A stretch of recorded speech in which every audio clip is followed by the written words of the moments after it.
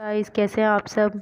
हमने जो हमारी लास्ट वीडियो थी उसमें हमने चैप्टर 3 का इंट्रोडक्शन ही किया था, लेकिन उसमें मैंने आपको 2 मेथड समझाए थे, लेकिन हमारा बस एक मेथड रहा था, वो है cross multiplication method.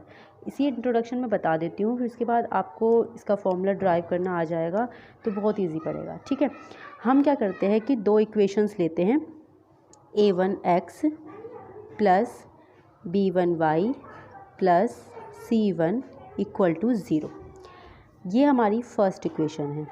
And then second equation a2x plus b2y plus c2 equal to 0। ये है हमारी सेकेंड इक्वेशन। हमने इन 2 इक्वेशंस को क्यों लिया है? अगर हम इन 2 इक्वेशंस को लेंगे, लेट कर लेंगे, तो फिर हम इससे फॉर्मूला फाइंड करेंगे। फॉर्मूला जैसे ही निकाल लेंगे, फॉर्मूला निकालते ही फिर हमें वो अच्छे से याद करना है, और जब बार बार उस पर क्वेश्चन करेंगे तो हमें याद भी हो जाएगा। उसे याद करने के बाद आप उसे कहीं भी अप्लाई कर सकते हैं। फिर अब चल देखते हैं हम कैसे फॉर्मूला फाइंड करेंगे। तो मैं बिल्कुल सिंपल तरीके से बताऊंगी। आपको समझना है कि मैंने यहाँ पर ये जो हमारी x और y है, ये हमारे 2 वेरिएबल है। ओके, 2 वेरिएबल इक्वेशन है ये। हम यहाँ पर x लिखेंगे, यहाँ y लिखेंगे इक्वल, यहाँ लिखेंगे 1 इक्वल में। ठीक है, सबसे पहला काम आपका ये है, क्योंकि हमें यहाँ पर क्या ड्राइव करना है। चलिए करते हैं। यहाँ मैंने लिखा b1, यहाँ लिखा मैंने b2, यहाँ पर लिखा मैंने c1, यहाँ लिखा मैंने c2। फिर यहाँ लिखेंगे हम c के बाद c1 c2। फिर हम यहाँ लिखेंगे a1 a2, यहाँ लिखेंगे a1 a2, यहाँ लिखेंगे b1 b2। बस इतना करना था। देखिए, मैं इसे याद करने की ट्रिक बताती हूँ। जैसे कि a b c होता है, हम यहाँ पर a को हटाकर b c लेंगे पहले, b और c। जैसे मैंने यहाँ पर b c लिया है, फिर उसके बाद अगेन c लिया है, c a, क्योंकि c के बाद तो फिर वापस a ही आना है ना।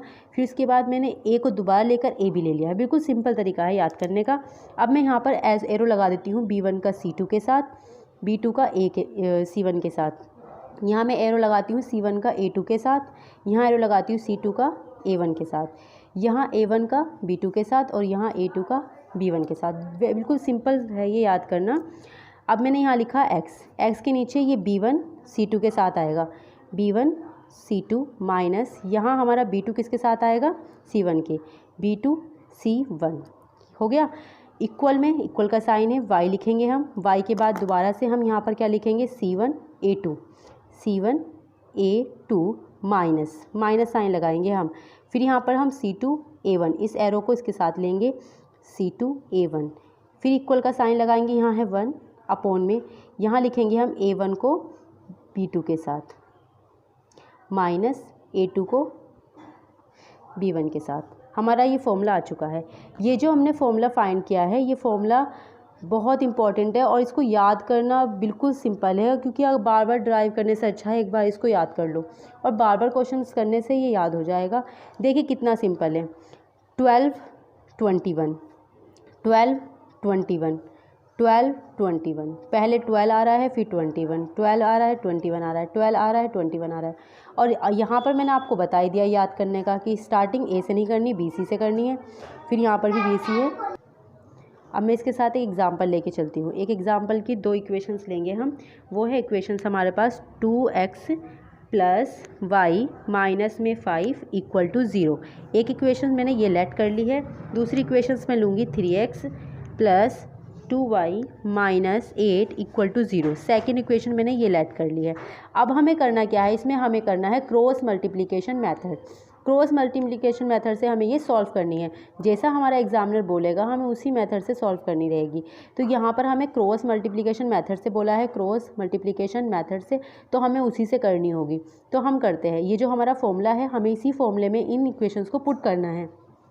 यहाँ पर हमारे पास देखिए, अभी मैंने आपको 2 इक्वेशंस बताई थी a1x, तो यहाँ पर a1x जो है, a1x, तो हमारे पास a क्या हो जाएगा, a1 क्या हो जाएगा, a1 हो जाएगा हमारे पास 2, a2 हो जाएगा हमारे पास 3, b1 हो जाएगा हमारे पास y तो देखो कोई वैल्यू नहीं है यहाँ पर, तो हम यहाँ पर y की जगह पर ये जो यहाँ पर 1 है, तो 1 से y की मल्टीप्लाई यहाँ पर हम 1 लेंगे, b2 की जगह पर हम यहाँ पर 2 लेंगे, c1 की जगह पर हम यहाँ पर देखिए -5 है, तो हम यहाँ पर -5 लेंगे, c2 -8 है। हमने सारी वैल्यूज़ निकाल ली है, अब हमें इन फॉर्मूले में पुट करना है।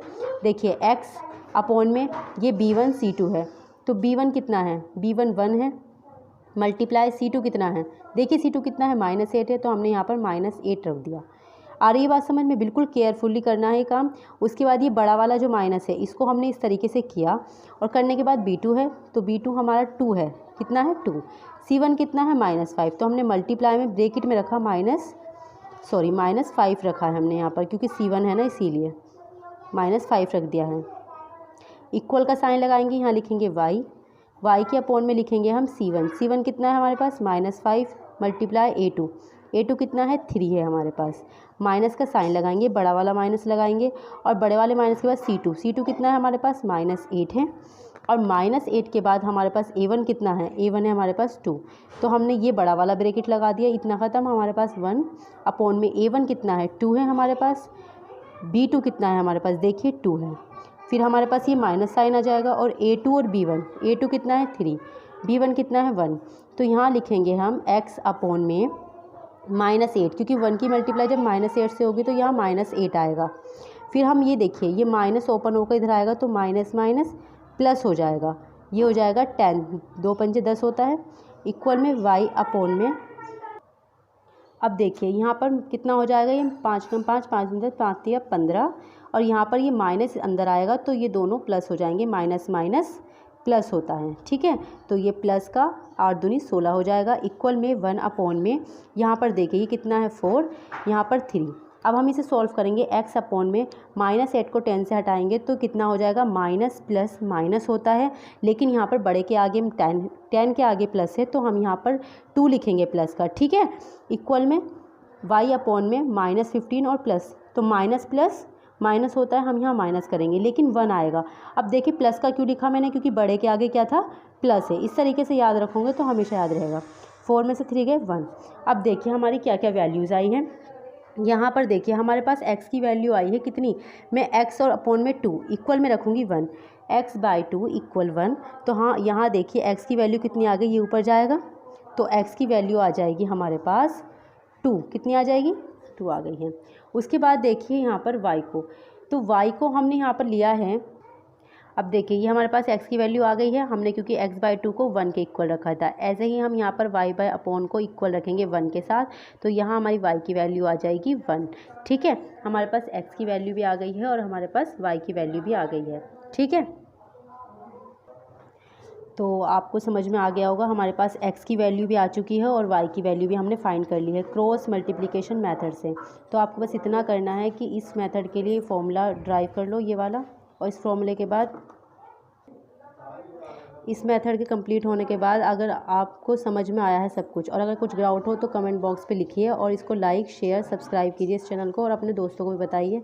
पूरे साल हमें इस स्ट्रेटेजी के साथ चलना है, और मंडे को मैं टाइम टेबल और सारी स्ट्रेटेजी समझा दूँगी। Okay bye, take care.